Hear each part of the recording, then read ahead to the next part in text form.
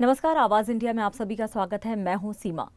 एक पढ़ी लिखी आत्मनिर्भर लड़की जिसने डॉक्टर बनने का सपना देखा था, वो 23 साल की उम्र में ही दहेज की बलि चढ़ा दी गई। ये कहानी सिर्फ एक वैष्णवी हगौने की नहीं है, ये सवाल है उस समाज पर जो बेटी की लाश देखते हैं मगर दोषियों के रसूख से डर जाते हैं। पुणे की इस बहू की मौत को पहले आत्महत्या बताया गया, लेकिन पोस्टमार्टम रिपोर्ट और शरीर पर चोट के निशानों ने सच की परतें खोल दी। अब सामने आ रहा है कि एनसीपी के पूर्व नेता राजेंद्र हगवणे के बेटे शशांक ने लोहे की पाइप से अपनी पत्नी को पीटा और जब वो बेहोश हुई तो उसे फांसी पर लटका दिया गया ताकि ये लगे कि उसने खुदकुशी की है। लेकिन वैष्णवी की मौत ने एक राजनीतिक परिवार की साजिशें उजागर कर दी। पुलिस ने अब तक 5 लोगों को गिरफ्तार किया है, जिनमें पूर्व नेता, उनके बेटे, बहू और उनकी पत्नी शामिल हैं। पोस्टमार्टम गवाहियां, बरामद पाइप, सब कुछ बताता है कि ये एक प्लान के तहत की गई हत्या थी। अब कोर्ट ने राजेंद्र और उसके बेटे को 5 दिन की पुलिस रिमांड में भेज दिया है। लेकिन बड़ा सवाल ये है कि क्या इस रसूखदार परिवार को सजा मिल पाएगी?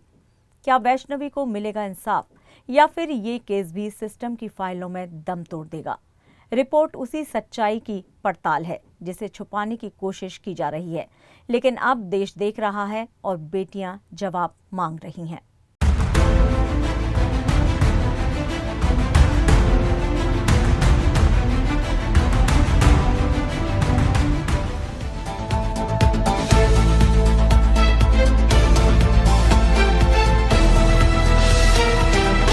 ये कहानी है 23 साल की वैष्णवी हगवणे की, एक पढ़ी लिखी आत्मनिर्भर लड़की जिसकी जिंदगी पुणे में शादी के बाद अचानक थम गई।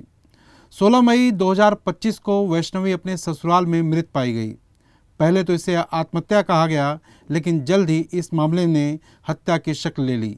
वैष्णवी की मौत की जानकारी उसके मायके वालों को दी गई। जब वो पहुंचे तो देखा वैष्णवी का शरीर फांसी पर झूल रहा था, लेकिन शरीर पर चोटों के गहरे निशान थे। पिता अनिल कासपाटे ने तुरंत आरोप लगाया कि उनकी बेटी को दहेज के लिए प्रताड़ित किया जा रहा था। मौत हत्या है, आत्महत्या नहीं। एफआईआर दर्ज हुई। आरोपियों में सबसे पहले नाम आया पति शशांक हगवणे का। उसके बाद भाभी और सास को भी गिरफ्तार किया गया। लेकिन असली भूचाल तब आया जब जांच की सुई एनसीपी के पूर्व नेता और शशांक के पिता राजेंद्र हगवणे तक पहुंची। राजेंद्र और बड़ा बेटा सुशील हगवणे फरार थे।